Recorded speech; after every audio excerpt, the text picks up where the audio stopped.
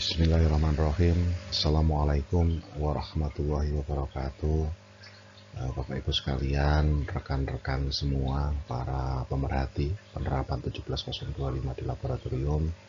Kali ini saya ingin melanjutkan kembali pembahasan atau sharing terkait dengan pengendalian mutu laboratorium.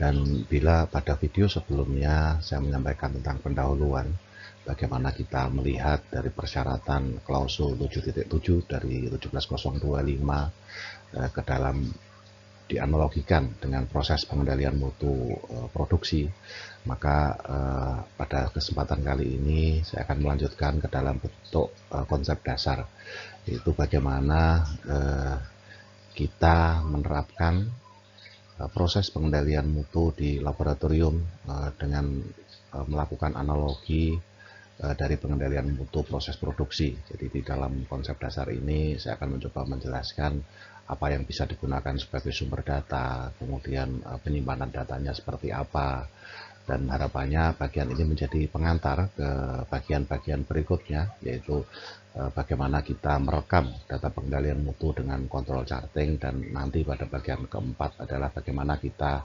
menerapkan pengendalian mutu di laboratorium pengujian maupun laboratorium kalibrasi.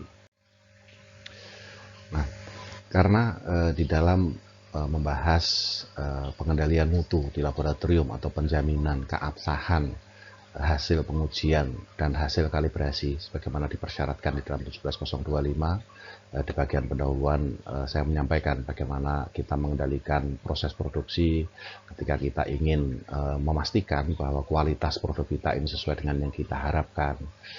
Kemudian juga apa sih yang sebenarnya dikendalikan di dalam pengendalian mutu laboratorium, karena hasil dari laboratorium itu berupa sertifikat, sehingga pemeriksaan secara fisik terhadap isi sertifikat sendiri belum bisa menjamin keabsahan hasil secara teknis, karena pemindahan data yang benar, penulisan yang benar di sertifikat tetap saja tidak akan ada artinya apabila apa yang kita laporkan di dalam sertifikat tersebut diperoleh dari data-data yang kita dapatkan pada saat proses produksi kita, atau sistem kalibrasi kita, atau pengujian kita, atau sumber daya yang kita gunakan untuk melakukan pelayanan kalibrasi atau layanan pengujian itu tidak di dalam kondisi yang baik, kondisi yang memenuhi persyaratan. Di samping di dalam penerapannya pada proses produksi, sebenarnya teman-teman di laboratorium pengujian analitis sudah terbiasa melakukan pengendalian mutu dengan cara menggunakan kontrol sampel, menggunakan certified reference material, kemudian merekam datanya di dalam kontrol chart. Namun demikian, karena di dalam paket sharing terkait dengan pengendalian mutu ini, saya memperluas bahasan bahwa pengendalian mutu untuk laboratorium ini mencakup penjaminan keabsahan hasil pengujian dan juga penjaminan keabsahan hasil kalibrasi. Oleh karena itu di bagian pertama, terutama bagi teman-teman yang ada di lab kalibrasi, saya ingin melakukan benchmarking pengendalian mutu internal yang menjadi international practice yang direkomendasikan oleh International Union of Pure and Applied Chemistry, IUPAC. Ada beberapa definisi utama di dalam pengendalian mutu internal pengujian analitis yang ada di dalam publikasi IUPAC. Yang pertama, apa yang dimaksud dengan internal quality control? Ini adalah serangkaian prosedur yang dilakukan oleh staf laboratorium untuk melakukan pemantauan secara berkelanjutan terhadap kegiatan dan hasil pengukuran untuk memutuskan apakah hasil yang akan kita berikan itu cukup handal untuk disampaikan kepada pelanggan. Jadi sama dengan proses pengendalian di proses produksi. Ketika produk kita berada di dalam kondisi out of spec, kemudian secara statistik jumlah out of spec cukup banyak, maka produksinya biasanya kita stop dulu. Demikian pula dengan laboratorium pengujian maupun laboratorium kalibrasi. Di IUPAC rekomendasikan bahwa quality control ini dilakukan sehingga setiap kali kita akan memberikan hasil kepada pelanggan, kita melihat dulu apakah ini layak untuk diberikan kepada pelanggan atau tidak.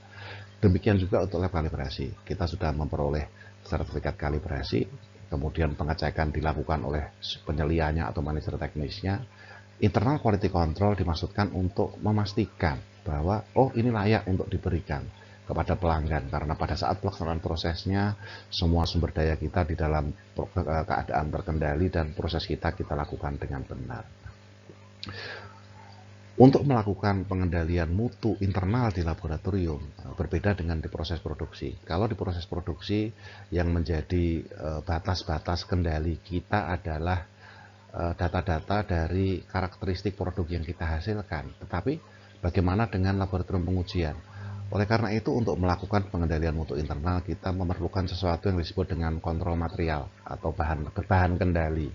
Atau untuk lab kalibrasi biasanya disebut dengan check standard atau standar pemeriksa. Jadi di dalam publikasi IUPAC ini, karena memang ini untuk analitik chemistry gitu ya, jadi di sini dikatakan kontrol material, tapi definisi kontrol material yang ada di dalam publikasi IUPAC ini dapat kita perluas menjadi definisi yang bisa kita gunakan di kalibrasi.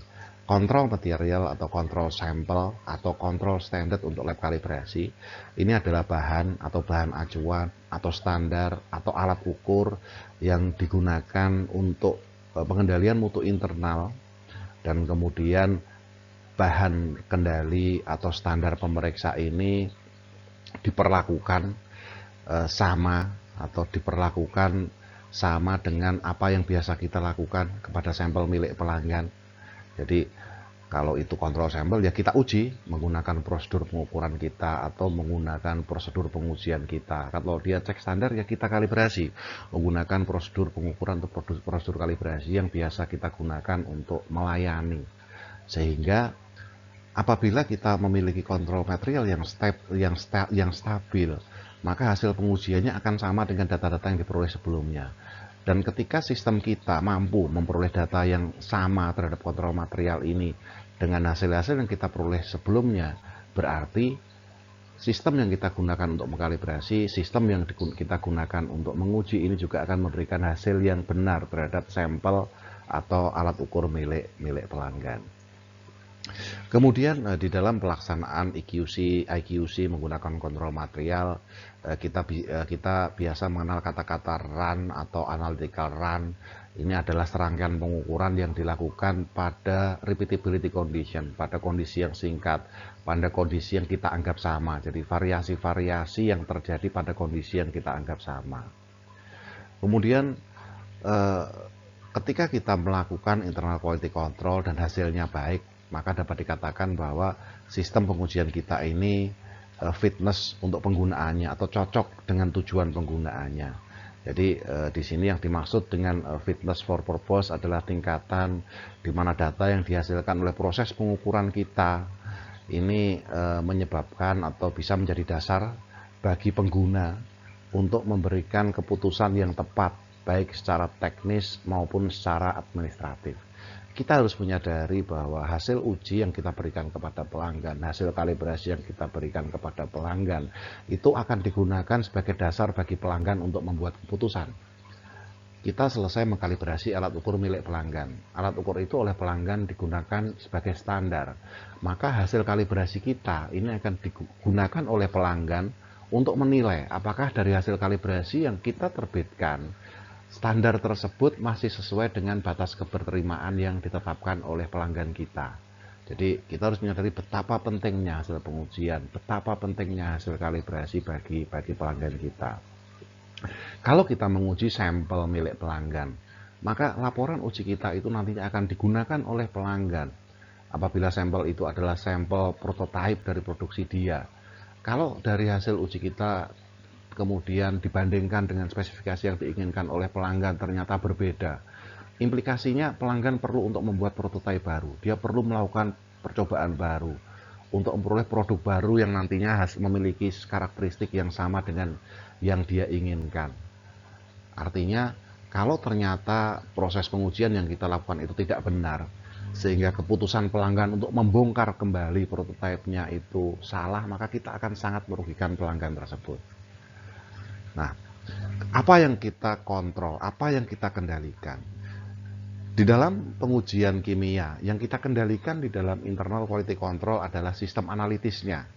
Jadi, Sistem analitis ini adalah segala sesuatu yang berkontribusi terhadap mutu data analitis. Di sini peralatan kita, reagen kita, prosedur kita, sampel milik pelanggan, orang yang melakukan pengujian, dan juga lingkungan tempat kita melakukan pengujian, serta apakah kegiatan-kegiatan yang tadinya kita lakukan untuk memastikan bahwa setiap saat kita akan memberikan hasil yang benar ini memang sesuai dengan keinginan kita. Jadi, dan kalau kita berbicara untuk lab kalibrasi, sama pengendalian mutu itu kita pastikan, kita lakukan untuk memastikan bahwa pada saat kita bekerja untuk melayani pelanggan, peralatannya dalam kondisi baik, standar pengukurannya di dalam kondisi baik, prosedurnya diterapkan dengan baik, sampel pelanggan atau UUT milik pelanggan itu pun di dalam kondisi sesuai yang diinginkan oleh pelanggan, personel kita melakukan proses kalibrasi dengan baik, kondisi lingkungan kita sesuai dengan batas-batas ruangan untuk kalibrasi, dan bahwa kita telah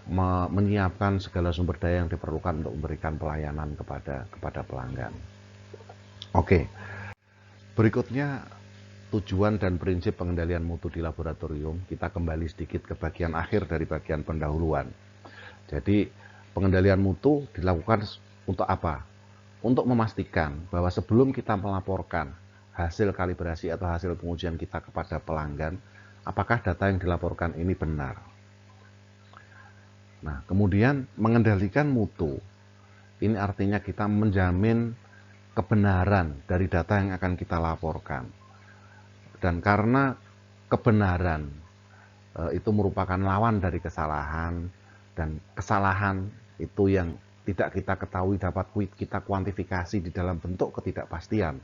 Mengendalikan mutu adalah mengendalikan ketidakpastian, sehingga kita tahu berapa sih rentang nilai di antara hasil yang kita laporkan, itu berapa rentang nilai di sekitar hasil yang kita laporkan.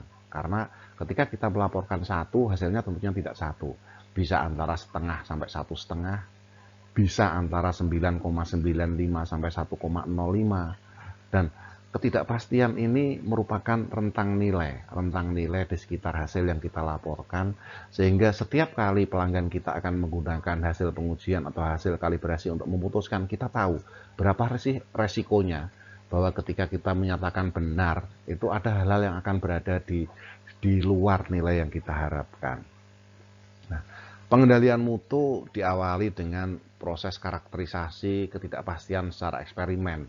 Saya sudah pernah menyampaikan juga bagaimana kita melakukan evaluasi ketidakpastian secara top down. Jadi kita mengevaluasi variasi statistiknya, kita mengevaluasi kontribusi faktor yang diduga atau telah diketahui, kemudian kita melihat kontribusi dari sumber di luar proses yang dimonitor tadi. Jadi pada prinsipnya karakterisasi ketidakpastian proses pengukuran secara eksperimental ini dilakukan pada saat validasi, kemudian sebaran standar deviasi, 2 kali standar deviasi, 3 kali standar deviasi yang kita peroleh dari proses validasi, selanjutnya kita gunakan sebagai batas pengendalian mutu, atau kalau kita melihat ke 17025, batas keberterimaan. Nah, kemudian ketika kita melakukan kegiatan pengendalian mutu ini kita lakukan secara eksperimen. Jadi pengendalian mutu itu ditujukan untuk mengetahui bahwa proses kita benar, peralatan kita benar, semua sumber daya yang kita gunakan untuk memberikan layanan kepada pelanggan itu dalam kondisi baik. Dan untuk mengetahui semuanya dalam kondisi baik, tentunya kita harus melakukan eksperimental. Oleh karena itu, prinsip pengendalian mutu di laboratorium adalah penggunaan prinsip perancangan eksperimental di dalam karakterisasi. Ini adalah validasi atau verifikasi. Kemudian monitoring. Monitoring ini menggunakan piranti yang kalau kita melihat di bagian pertama dari video ini adalah menggunakan kontrol sampel, menggunakan check standard, atau menggunakan certified reference material, atau ada berbagai pilihan yang diberikan di dalam 7.7.1 dari 17025. Jadi pengendalian ini atau pemantauan ini dilakukan supaya kita mengetahui bahwa dari waktu ke waktu, dari hari ke hari, ketika kita sedang memberikan layanan pengujian atau layanan kalibrasi, itu sistem kita di dalam kondisi fit. Nah, berikutnya pengendalian. Kalau ternyata berdasarkan hasil pemantauan kita mendapatkan hal-hal yang tidak diinginkan, maka kita harus mengendalikan. kita melakukan analisis penyebab, kita melakukan koreksi atau perbaikan, kita melakukan tindakan korektif, sedemikian hingga melalui proses pengendalian mutu ini kita dapat memastikan bahwa proses, komponen, dan faktor yang mempengaruhi pengujian dan kalibrasi itu di dalam kondisi yang terkendali.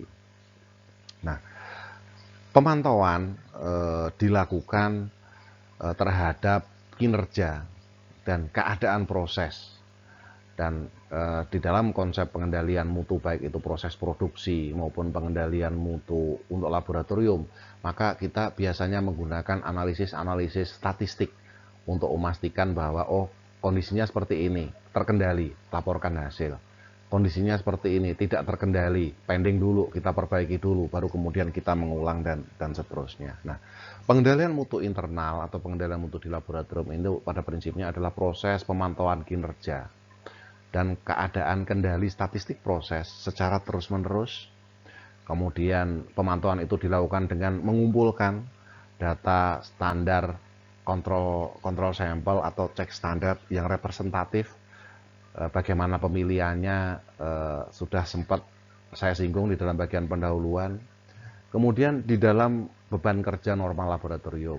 Jadi bukan keadaan yang khusus. Jadi pengendalian mutu ini sebaiknya sudah merupakan kondisi yang terintegrasi dengan proses yang biasa dilakukan di laboratorium. Jadi kalau kita katakanlah setiap kita menguji 100 sampel milik pelanggan, kita harus melakukan satu pengujian terhadap kontrol sampel. Setiap kita mengkalibrasi 200 UUT milik pelanggan, kita harus melakukan pengujian terhadap cek standar. Dan itu dilakukan oleh staf kita yang biasa melakukan kalibrasi, analis kita yang biasa melakukan pengujian dengan kondisi yang normal, dengan cara yang sama dengan ketika kita memberikan pelayanan kepada pelanggan. Nah, karena sebenarnya data-data yang terekam setiap kali kita mengkalibrasi kontrol sampel itu bisa menunjukkan atau bisa menjadi dasar diagnostik mana bagian dari proses kalibrasi kita, bagian dari sistem pengujian kita yang sedang terganggu. Oleh karena itu, peta kendali atau kontrol chart bagi saya masih merupakan cara yang paling pas untuk merekam data pengendalian mutu. Karena gambar yang berbeda itu juga bisa kita gunakan untuk mendiagnostik. Oh, kalau gambarnya seperti ini, berarti kita diagnostiknya yang kemungkinannya terganggu yang sini. Kalau gambarnya seperti ini, yang kemungkinan terganggu seperti ini. Sedangkan kalau kita menggunakan kendali statistik yang lain seperti t-test atau f-test, kita hanya akan memperoleh data sama, berarti terkendali. Tidak sama, tetapi menjadi tidak terkendali. Tapi kita harus lebih jauh melihat apa sebabnya. Karena 17025 menyatakan, apabila ditemukan data yang berada di luar batas keberterimaan, tindakan terencana harus dilakukan. Kalau kita tidak memiliki tool diagnostik yang baik dan dapat memberikan informasi kira-kira keadaan yang mana yang perlu kita perbaiki, maka proses pengendalian mutu ini akan menjadi rumit, akan memerlukan waktu yang lama. Nah, setiap klausul, setiap persyaratan di dalam 17025, setiap persyaratan di dalam standarisasi manajemen mutu pada dasarnya akan memiliki aliran proses plan, do, check, act tersendiri. Jadi ketika kita di dalam menerapkan manajemen mutu, ketika kita memiliki proses plan, do, check, act untuk keseluruhan proses yang dilakukan di laboratorium, sesungguhnya akan ada plan, do, check, act untuk setiap sub prosesnya. Jadi bagaimana kita bisa mengendalikan kualitas hasil uji atau hasil kalibrasi yang diberikan kepada pelanggan kalau proses pengendalian mutunya sendiri tidak terkontrol dengan baik. Kalau tidak ada PDCA di proses pengendalian mutunya itu sendiri. Nah, kalau kita melihat plan, do, check, act secara kecil di dalam sub proses pengendalian mutu di laboratorium, maka kita perlu melihat bahwa proses PDCA ini diambil dari sistem produksi. Jadi pada awalnya aliran plan, do, check, act ini dikembangkan untuk proses produksi sebagai piranti untuk memonitor perubahan dan menyempurnakan proses. Plan. Tetapkan tujuan dan proses yang diperlukan untuk memberikan hasil yang memenuhi keinginan pelanggan dan kebijakan organisasi. Bagaimana kalau ini kita terapkan nanti plan untuk proses pengendalian mutu internal di laboratorium. Do, implementasikan proses. Di dalam penjelasan yang saya berikan terkait dengan bagaimana kita menerapkan 17025 dari sudut pandang 9001, Do ini adalah kita melayani kegiatan pelanggan. Nah, bagaimana Do ini ketika kita batasi di dalam sub proses pengendalian mutu internal? Cek. Ketika kita bekerja di dalam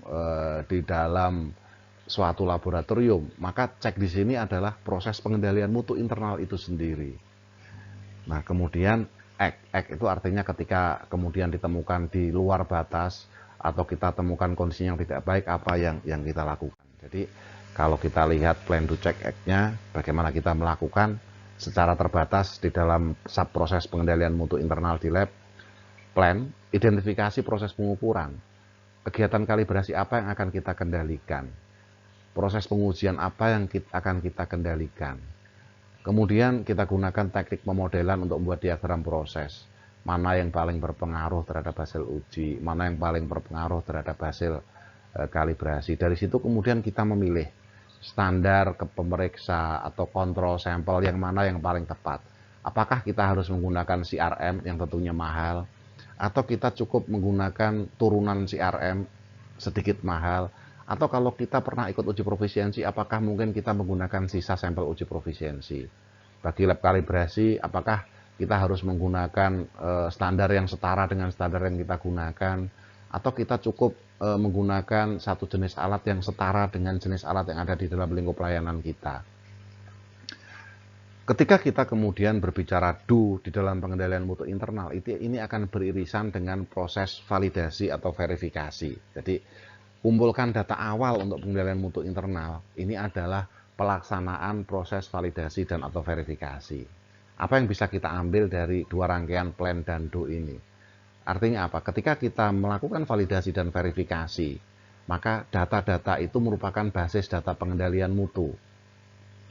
Ketika kita melakukan cek, artinya kita menguji kontrol sampel tersebut dalam kondisi normal tadi setiap 1 bulan kah, setiap 2 bulan kah, atau setiap kali 100 sampel milik pelanggan kita terima, atau setiap 20 kali UUT milik pelanggan kita kalibrasi, kita ukur lagi cek standar kita uji lagi kontrol sampel kita, kemudian datanya kita plot di dalam peta kendali. Jadi kalau peta kendali ini merupakan cara untuk memonitor, kondisinya sedang terkendali, kondisinya sedang tidak. Apabila kondisinya tidak terkendali, maka kita perlu melakukan tindakan. Jadi, verifikasi dan validasi itu sama dengan pengumpulan data awal pengendalian mutu. Ketika kemudian kita mengevaluasi bagaimana stability-nya, bagaimana repeatability-nya, bagaimana reproducibility-nya, di depan saya sampaikan itulah batas evaluasi ketidakpastian. Dan batas-batas kendali statistik 2 standar deviasi, 3 standar deviasi, itu bisa kita gunakan sebagai batas kendali di dalam pengendalian mutu internal. Kemudian ceknya bisa kita lakukan dengan melihat pada kontrol chart secara visual, meskipun nanti di dalam bagian berikutnya, di dalam peta kendali selain dengan model kontrol chart, saya juga akan menyampaikan bagaimana kita menilai sederhana dengan t-test dan f-test. Dan act ini adalah kita melihat pola atau gambar yang ada di dalam peta kendali, kita melihat hasil analisis statistik dengan f-test atau t-test, dan kemudian kita melakukan tindakan untuk memperbaiki sistem kita. Oke. Sekarang kita mulai dari yang paling awal. Jadi tentunya yang pertama kita harus menentukan sumber data pengendalian mutu itu apa. Dan ketika kita menentukan sumber data pengendalian mutu, maka sumber data itu juga merupakan sumber data yang bisa kita gunakan sebagai hasil dari kegiatan validasi dan verifikasi. Nah, secara umum poin A sampai K yang ada dalam 175 itu saya ambil beberapa. Yang pertama yang paling mahal, penggunaan bahan acuan bersertifikat, standar acuan dan atau bahan lain yang karakteristiknya telah diketahui. Kalau kita menggunakan CRM yang bersertifikat, kita punya data akurasinya, kita punya ketidakpastiannya, kita punya biasnya, tentunya kita akan memiliki batas atau kita akan memiliki data verifikasi atau validasi yang dengan tingkat kepercayaan yang sangat tinggi. Dan ketika data-data itu kemudian kita gunakan sebagai data pengendalian mutu, maka pengendalian mutu kita itu merupakan pengendalian mutu yang memiliki tingkat kepercayaan paling tinggi. Demikian juga untuk lab kalibrasi, kita menggunakan cek standar berupa standar yang sama dengan standar kerja yang biasa kita gunakan untuk mengkalibrasi alat pelanggan. Kemudian standar kerja itu sudah dikalibrasi di Lembaga Metrologi Nasional di Indonesia, misalkan SNSU BSN, atau mungkin sudah dikalibrasi oleh pengelola SNSU di negara lain. Maka data-data yang kita peroleh di dalam pengumpulan data awal atau di dalam verifikasi dan validasi itu secara otomatis sudah juga memiliki pembandingan eksternal atau sebagian dari persyaratan bahwa kita harus membandingkan hasil secara eksternal itu sudah bisa terpenuhi di situ. Meskipun belum 100% karena yang melakukan evaluasi masih kita sendiri. Jadi belum ada proses yang cukup baik untuk memastikan imparsialitas maupun integritas dari pembandingan eksternal itu tadi. Nah, untuk bisa melakukan pengendalian mutu internal setelah pengumpulan data awal, tentunya kita perlu untuk memonitor. Maka kita bisa menggunakan bahan acuan bersertifikat atau standar acuan dan atau bahan lain yang karakteristiknya telah diketahui tadi, dilakukan secara rutin dengan jadwal yang telah ditetapkan di dalam program.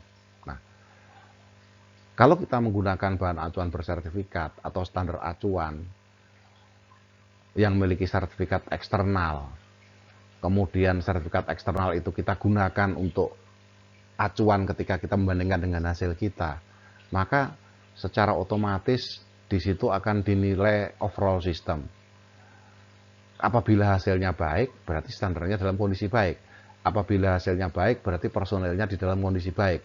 Apabila hasilnya baik, berarti kondisi lingkungannya di dalam kondisi baik. Oleh karena itu, yang dimaksud pelaksanaan secara rutin dengan jadwal yang telah ditetapkan dalam program ini bisa disebut juga kita menetapkan program pengecekan antara atau intermediate check. Teman-teman mungkin dulu banyak yang menyatakan intermediate check ini dengan kalibrasi antara. Di 17025 tidak ada istilah kalibrasi yang antara, yang ada adalah intermediate check, pengecekan antara. Jadi pengecekan antara bukanlah proses kalibrasi. Bisa juga dilakukan dengan proses kalibrasi. Apabila kita lab kalibrasi, tentunya pengecekan antaranya bisa kita lakukan dengan mengkalibrasi alat yang sama dengan yang biasa kita layani pelanggan, atau kita mengulang proses kalibrasi terhadap alat yang sama dengan standar yang lain. Tapi yang penting yang dipersyaratkan dalam 125 adalah intermediate check terhadap standar, intermediate check terhadap alat ukur kondisi lingkungan, intermediate check terhadap alat ukur yang digunakan untuk mengkalibrasi. Jadi jadwal yang dimaksud ketika kita menetapkan jadwal pengendalian mutu, maka itu juga jadwal pengecekan antara. Karena kalau kita lihat di 771-17025-2017, pengecekan antara ini merupakan salah satu tool untuk melakukan pengendalian mutu internal. Jadi tidak perlu bingung, sudah punya pengendalian mutu, kemudian ditanya lagi pengecekan antaranya mana. Ini merupakan program yang vice versa, seperti itu. Nah, apabila bahan acuan bersertifikat atau standar acuan atau bahan lain yang karakteristiknya diketahui tadi kemudian diukur atau diuji atau dikalibrasi secara periodik, kemudian datanya diplot di dalam di peta kendali, maka nanti kita akan bisa melihat kecenderungan dari sistem kita. Nah, kalau kita melakukan atau memilih cek standar berupa bahan acuan bersertifikat atau standar acuan, di situ ada di sertifikat biasanya ada koreksinya, ada ketidakpastiannya minimal, atau ada bias, ada akurasinya, ada presisinya. Maka kita bisa sekaligus memonitor semuanya. Kita bisa memonitor kepresisian jangka panjangnya, kita bisa memonitor kepresisian jangka pendeknya. Tadi karena bersertifikat, maka kita bisa langsung menghitung biasnya atau koreksinya. Kemudian penggunaan bahan acuan bersertifikat tadi hendaknya pengujian terhadap bahan acuan bersertifikat atau pengujian terhadap kontrol sampel atau cek standar ini dilakukan sesuai dengan tingkat konsentrasi atau rentang ukur yang ditawarkan oleh laboratorium kepada pelanggan. Jadi kalau kita menggunakan bahan acuan bersertifikat, standar acuan dan atau bahan lain yang karakteristiknya telah diketahui oleh pihak lain atau sudah disertai sertifikat, maka kita bisa memonitor dua-duanya, trueness dan kepresisiannya atau ketidakpastian dan koreksinya. Jadi akurasinya bisa kita monitor secara keseluruhan jika kita memilih pengendalian mutu yang paling mahal. Kita menggunakan CRM, kita menggunakan standar ukur yang sudah terkalibrasi di pihak eksternal. Nah, Yang kedua, kita melakukan pengujian atau kalibrasi ulang secara reguler atau replika sampel atau artefak. Jadi untuk lab kalibrasi kita menyiapkan standar pemeriksa berupa peralatan atau standar yang memiliki akurasi yang sama dengan yang tercantum di dalam ruang lingkup kalibrasi kita, begitu ya. Atau kalau kita berada di lab uji, kemudian kita membuat kontrol sampel yang kita buat, kita hitung konsentrasinya, kemudian kita turunkan dari bahan acuan, kemudian sampel yang kita buat dengan spike dan seterusnya itu kemudian kita ukur dengan sistem kita. Ini di level kedua, tetapi karena semuanya kita siapkan sendiri, maka kita belum bisa tahu biasnya terhadap eksternal. Nah, pengujian atau kalibrasi ulang secara reguler atau replika sampel atau artefak ini, kalau misalkan kita hanya punya satu orang yang kita beri wewenang untuk melakukan pengujian tertentu, tentunya pengujian atau kalibrasi ulang secara reguler replika sampel atau artefak ini akan dilakukan oleh operator yang sama dengan metode yang sama. Maka di sini kita bisa memonitor repeatability yang dapat dicapai oleh operator. Kemudian kita juga bisa memonitor kondisi atau sumber daya yang digunakan oleh operator untuk melakukan pengujian. Nah, ketika kita melakukan ini, maka kalau kita menggunakan sampel, maka sampel itu harus dipreparasi secara khusus dan juga ditandai secara khusus. Demikian juga artefak tersebut juga harus ditandai secara khusus yang biasanya disebut dengan CS. Untuk lab penguji biasa disebut dengan kontrol sampel, atau lab kalibrasi biasa disebut dengan check standard. Nah, sebenarnya selain digunakan sebagai pengendalian mutu, sebenarnya proses ini juga bisa kita gunakan untuk melakukan kualifikasi operator di dalam pekerjaan pengujian atau kalibrasi tertentu. Oke, ilustrasinya seperti ini. Tadinya saya memiliki satu operator untuk melakukan kalibrasi anak timbangan. Nah, karena pada saat awal kita men-setup laboratorium kita, tentunya operator kita yang senior itu sudah mengumpulkan data sangat banyak di dalam kontrol chart pengendalian mutu internal kita. Dan kita punya check standard yang kita tandai khusus. Kemudian karena beban pekerjaan kita semakin bertambah, kita merekrut operator baru. Operator itu kemudian kita trainingkan.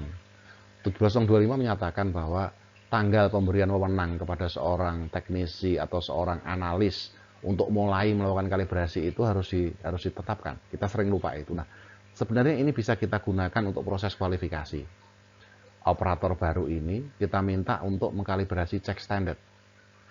Nah, data operator baru ini kemudian kita plot ke dalam peta kendalinya. Kapan operator ini berhak untuk melakukan kalibrasi sendiri? Bila dia sudah berhasil melakukan kalibrasi check standard dan hasilnya berada di dalam rentang kendali di dalam kontrol chartnya. Sepanjang dia belum, datanya masih di luar kontrol chart, artinya dia masih harus disupervisi atau dia masih harus training kembali. Jadi sebenarnya ini multi function tools bisa kita gunakan di pengendalian data awal untuk validasi atau verifikasi. Hasil verifikasi dan validasinya bisa untuk karakterisasi ketidakpastian, batas-batas kendali yang kita peroleh untuk pengendalian mutu, dan sekaligus batas-batas kendali di dalam pengendalian mutu ini bisa kita gunakan untuk penilaian efektivitas pelatihan atau sebagai dasar kita melakukan kualifikasi terhadap operator kita. Demikian juga dari data pengendalian mutu tadi, ini juga bisa kita gunakan untuk acuan validasi. Apabila misalkan wah, pengujian yang lama ini mahal banget karena sampelnya diperlukan banyak. Kalau kita sudah memiliki data pengendalian mutu yang cukup banyak, misalkan 30 titik di dalam peta kendalinya atau 100 titik di dalam peta kendalinya, maka kita bisa mencoba misalkan melakukan modifikasi metode. Pengulangannya kita kurangi supaya pengujiannya tidak terlalu mahal. Karena kan kalau sampel yang harus diuji di dalam satu paket itu pengulangannya banyak, kan biasanya lebih mahal. Kalau itu kemudian kita kurangi, apakah masih bisa tercapai batas-batas yang ada di dalam peta kendali mutu kita? Bila masih, merupakan justifikasi bahwa kita dapat melakukan penyederhanaan proses, efisiensi proses, sehingga jumlah sampelnya bisa lebih sedikit, tetapi hasilnya memiliki kualitas yang sama. Nah, apabila, tadi kalau kita hanya menunjuk satu operator untuk melakukan satu pengujian atau satu kalibrasi. Bagaimana bila kita menggunakan lebih dari satu operator? Maka dua operator ini juga harus dijadwalkan masing-masing secara periodik untuk melakukan pengukuran atau kalibrasi atau pengujian terhadap kontrol standar ini, sehingga dua operator ini datanya juga tercermin dalam pengendalian mutunya. Jadi di sini karena kan ketika sampel masuk itu kita tidak bisa memastikan harus dikerjakan oleh si A atau si B. Kalau si A dan si B itu sudah kita tetapkan memiliki kompetensi yang sama, memiliki kualifikasi yang sama, diberikan wewenang untuk melakukan pengujian yang sama, berarti setiap sampel masuk siapapun di antara berdua ini yang melakukan hasilnya diharapkan sama. Oleh karena itu ketika dia memiliki lebih dari dua operator, maka periodik monitoringnya harus melibatkan dua operator ini. Karena di dalam peta kendali kita ada plot antara dua operator atau tiga operator kalau kita menggunakan tiga teknisi atau tiga analis, maka kita juga sekaligus bisa melihat bias atau perubahan yang terjadi antar operator. Kalau di dalam 17025/2017 klausul 771 ini disebut dengan intra-laboratory comparison. Nah, ini juga bisa digunakan sebagai sarana untuk evaluasi efektivitas kegiatan pelatihan. Jangan-jangan salah satu di antaranya semakin lama kok hasilnya semakin sering keluar dari peta kendali. Berarti si personel ini perlu untuk retraining, atau personel ini mungkin karena pengujiannya analitik memerlukan analisis warna, dia mungkin mengalami gangguan penglihatan sehingga dia tidak bisa melakukan pengujian A, pengujian B, dan pengujian C. Jadi kalau kita rekam di dalam pengendalian di dalam peta kendali, nanti kita lihat di bagian 3, di bagian 3 control chart, kita bisa melihat pola-pola yang mungkin terjadi. Nah, bisa juga karena saking banyaknya beban, sebuah laboratorium kemudian mengadakan dua sistem atau lebih dari dua sistem untuk menguji atau mengkalibrasi jenis alat yang sama atau jenis sampel yang sama yang dimasukkan oleh pelanggan. Nah, di dalam kondisi ini maka kontrol chart kita juga harus mengintegrasikan atau mengakomodasi data-data yang diperoleh dari sistem-sistem yang berbeda itu dengan orang yang berbeda. Jadi di awal berarti di dalam validasi dan verifikasinya harus melibatkan dua sistem yang berbeda dan juga saling mempertukarkan orang kalau orangnya memang lebih dari satu. Sedemikian hingga hasil validasi dan verifikasi kita sudah mencerminkan karakteristik secara keseluruhan dari layanan yang kita berikan untuk jenis sampel atau jenis standar atau jenis alat ukur tertentu. Jadi memonitor reproduksibilitas yang dapat dicapai laboratorium secara keseluruhan untuk setiap sampel atau artefak yang diuji atau dikalibrasi menggunakan semua sistem yang dimiliki oleh laboratorium. Dan ini dapat memonitor bias yang ada di laboratorium yang disebabkan oleh peralatan yang berbeda yang digunakan untuk melakukan kalibrasi atau pengujian yang sama. Karena alat sistemnya sama, kalau kita tidak monitor bisa jadi sebenarnya ketika pelanggan A kemudian ditetapkan oleh pengelola atau unit layanan teknis ke si A dengan alat B, kalau ternyata alat ini sedang tidak baik, berarti pelanggan sedang sial gitu kan. Oleh karena itu di dalam pengendalian mutu kita harus melihat sejauh mungkin di dalam merencanakan eksperimen itu data pengendalian mutunya seperti apa.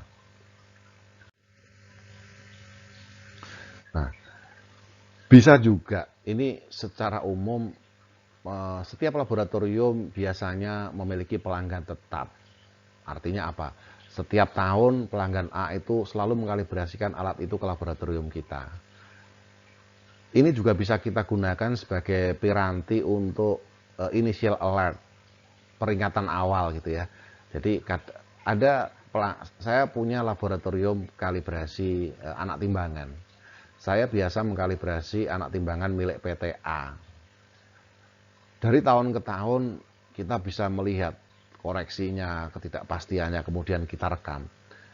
Ketika tahun ini kita kalibrasi, ketika saya sebagai penyelia atau manajer teknis melihat, loh kok hasilnya berbeda dengan tahun yang lalu.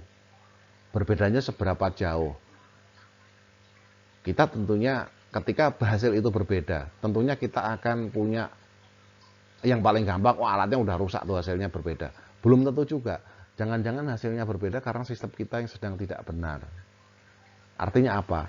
Kalau data alat yang rutin masuk ke laboratorium kita, itu kemudian kita rekam sebagai data pengendalian mutu. Misalkan ada satu anak timbangan yang paling baik, yang paling stabil milik pelanggan, setiap tahun dikalibrasikan ke kita dan hasilnya baik, itu kita plot sebagai pengendalian mutu kita. Ini akan bisa menjadi peringatan awal. Memang belum tentu disebabkan oleh sistem kita, tapi ini akan jadi peringatan awal.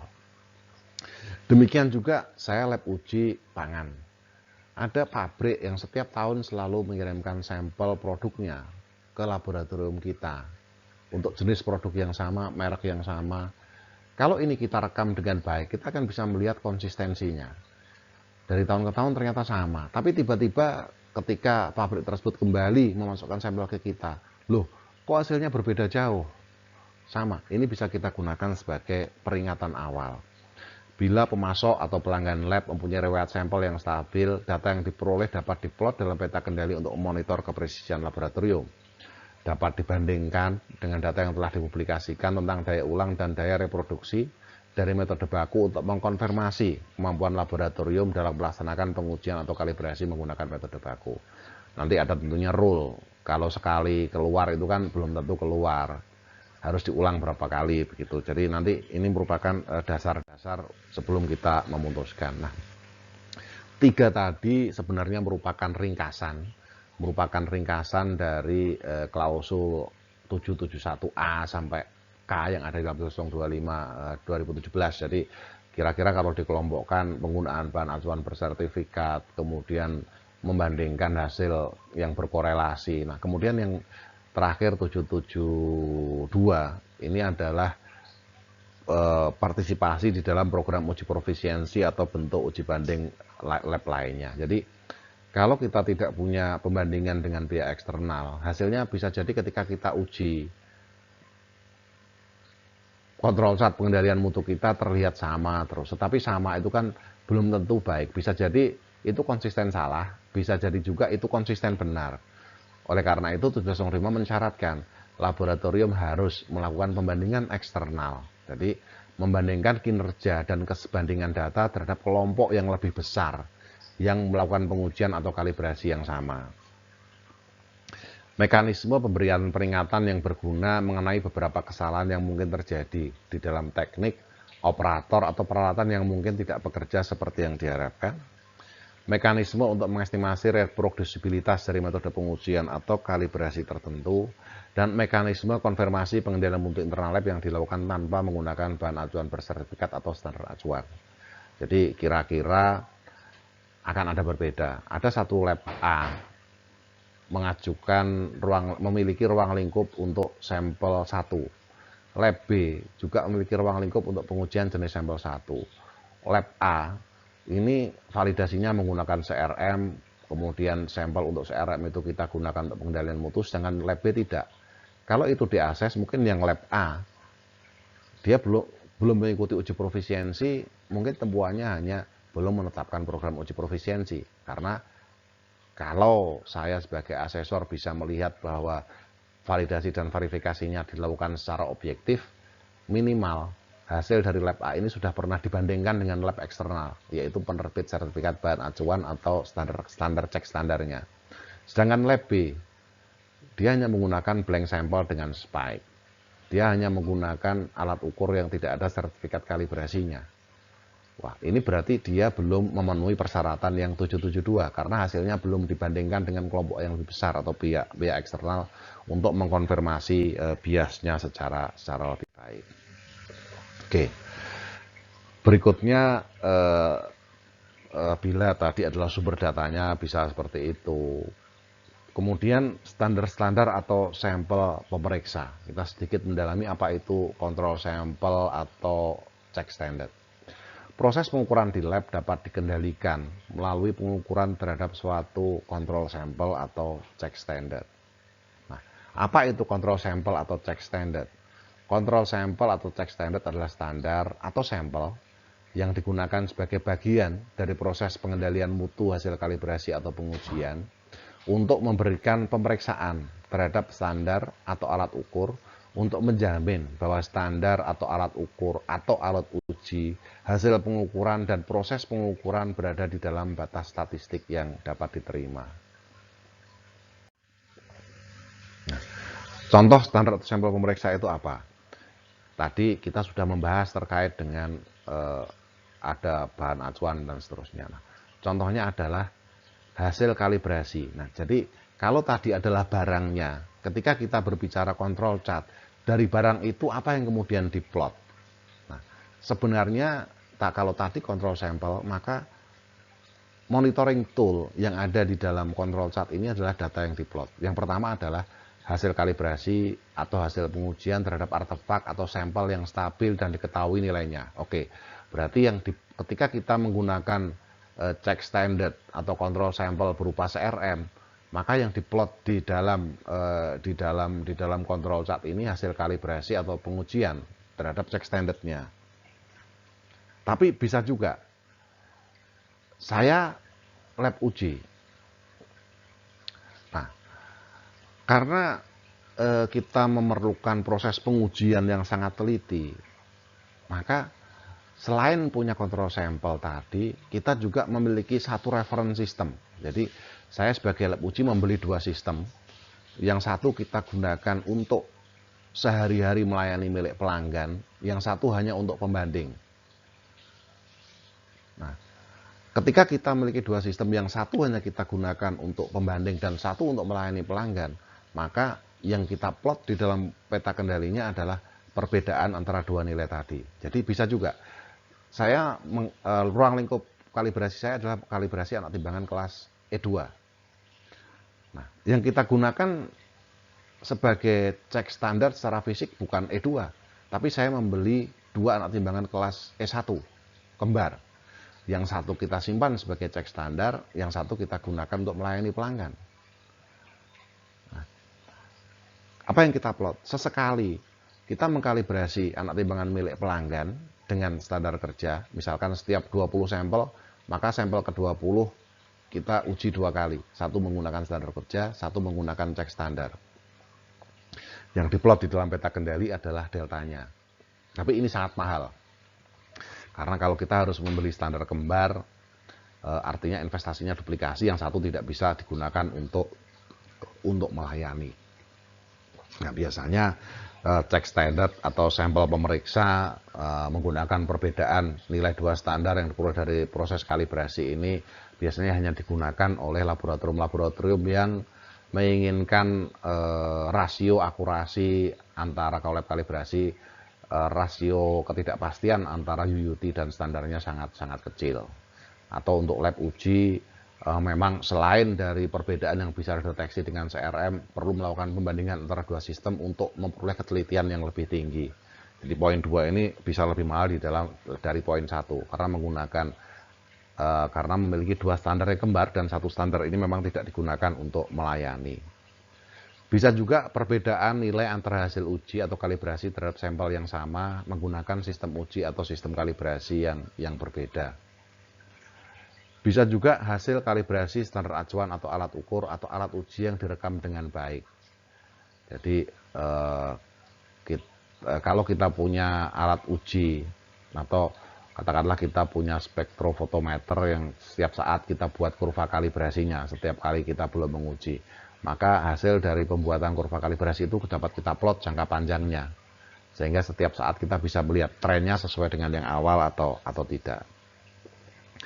Kemudian juga bisa perbedaan hasil uji atau kalibrasi terhadap sampel atau artefak yang berbeda yang telah diidentifikasi dengan baik, di mana salah satu sampel atau artefak yang diuji atau dikalibrasi merupakan bahan acuan bersertifikat, sedangkan sampel atau artefak yang lain adalah bahan acuan sekunder atau standar kerja. Jadi yang dimaksud sebagai contoh standar atau standar sampel pemeriksa ini adalah data yang kemudian diplot di dalam peta kendali.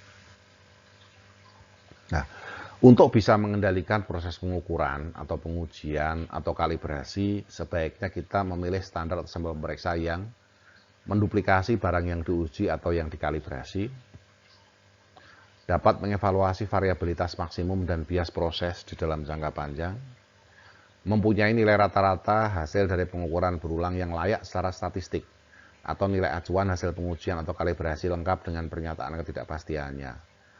Jadi, kalau kita melakukan validasi atau verifikasi dengan baik, pastinya kita sudah melakukan pengulangan 7 atau 12, 7 sampai 12 data.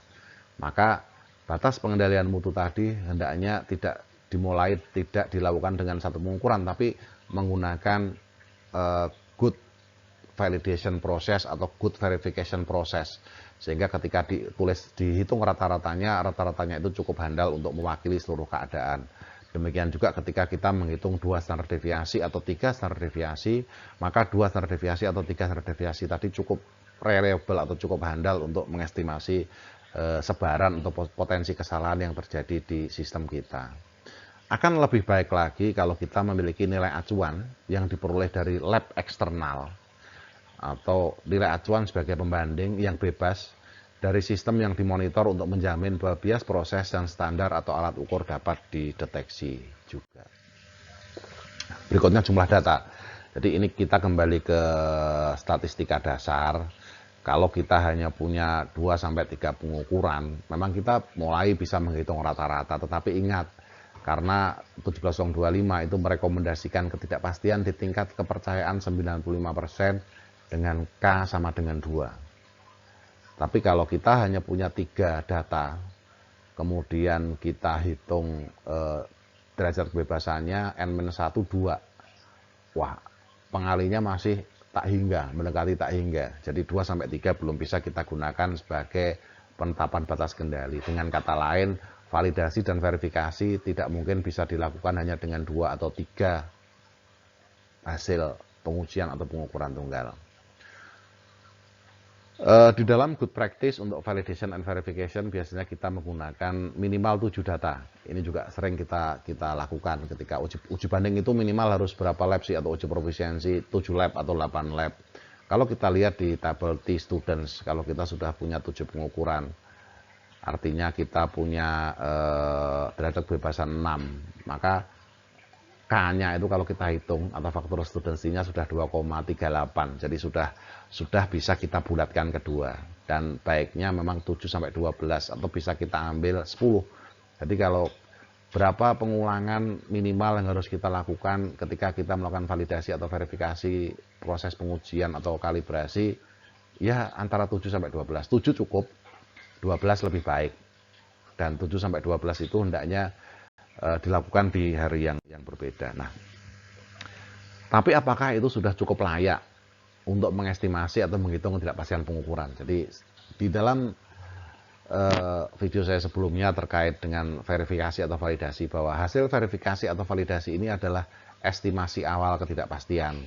Nilainya mungkin masih berubah-ubah. Oleh karena itu, biasanya kalau kita sudah punya 7-12 data, tidak bisa langsung digunakan 2 sigmanya sebagai ketidakpastian. Tapi kalau kita sudah kontrol chart itu kita kumpulkan menjadi 25-30 pengukuran, kira-kira hasil pengendalian mutu kita itu sudah sangat layak atau valid untuk kita gunakan sebagai estimasi ketidakpastian dari proses pengujian atau verifikasi kita. Nah, biasanya data pengendalian mutu itu harus direkam, dan rekamannya tentunya tidak bisa diputus. 7 atau sampai 12 data ini masih sering terjadi di dalam praktek, membuat kontrol chart, kemudian dibuat dari 7 sampai 12 data, kemudian dihitung rata-ratanya, ditunjukkan sebagai bukti pengendalian mutu, padahal seharusnya 7 sampai 12 data tadi adalah data awal. Kemudian batas pengendalian mutunya kita gunakan sebagai batas pengendalian mutu untuk nantinya pengecekan internal atau pengecekan antara. Kemudian ketika kita mengambil data pengendalian mutu secara periodik, dan good practice untuk perekaman data yang paling ideal minimal 50-100 pengukuran. Jadi data itu sudah berbicara cukup banyak untuk kita gunakan sebagai bahan mengevaluasi kondisi laboratorium kita semua. Terima kasih.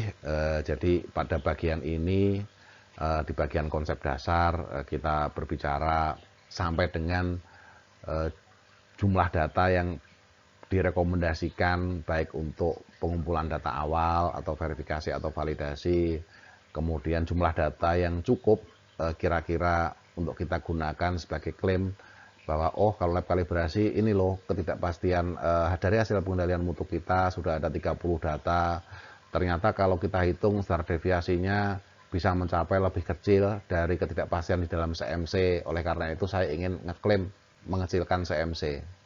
Atau untuk lab uji sama, proses saya tadinya A, pengulangannya triplo, tetapi kemudian dari pengulangan yang triplo tadi kita peroleh ternyata sebaran datanya itu jauh lebih kecil dibanding karakteristik metodenya. Jadi saya usulkan untuk melakukan modifikasi metode supaya pengujiannya lebih murah menjadi duplo. Minimal itu bisa dilakukan kalau kita punya 20 sampai 30 data.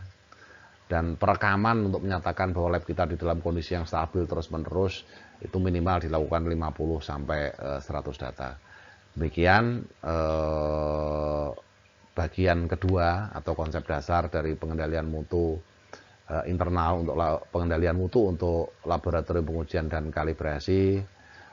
Selanjutnya di bagian ketiga kita akan masuk secara teknis terkait bagaimana membuat control chart, kemudian bagaimana kita melihat pola-pola yang ada di dalam control chart. Kita melihat pola yang ada di control chart, itu kira-kira nanti apa sih yang perlu didiagnosis, perlu dianalisis untuk melihat apa yang perlu kita lakukan correction maupun corrective action. Terima kasih. Assalamualaikum warahmatullahi wabarakatuh.